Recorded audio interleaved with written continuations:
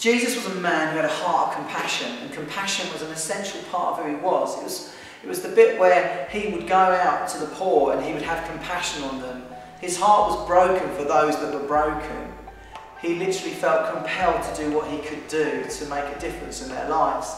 We need to be a people that have intentional compassion in our lives, whether that be overseas, in Asia or Africa or in the European countries we may go to, or even here in our own nation, in our own town, in our own street, that we be a people of compassion. There was a guy in the Bible called the rich young ruler, and he had everything, and he went to Jesus knowing that he was obeying the rules, he was doing the right things, and he felt quite pleased with himself, yet something inside of him wasn't settled. To make him ask a question, he asked Jesus, "What else must I do to inherit the kingdom of heaven?" "I do all the right things," he said. "I obey all the commandments that you've given us." To be honest with you, he should have kept his mouth shut, but there was something missing in his life. It was compassion.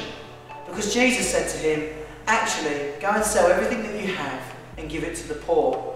And the guy left, not doing that, confused and a bit broken and not really knowing what to do. Actually, what he didn't know what to do was to illustrate and reveal compassion to the poor.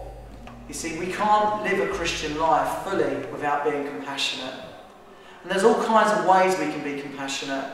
But we want to challenge us as a church to be compassionate through our soul groups. And you'll be given different opportunities this week in soul group to discuss this. But the reality is this: we need to be a people that have intentional compassion in our hearts. Whether that's a cup of coffee for the homeless guy on our street, or giving into someone's life in another country, getting ourselves on an overseas team to make a difference in another person's life, whatever it may be, we need to be a people of compassion.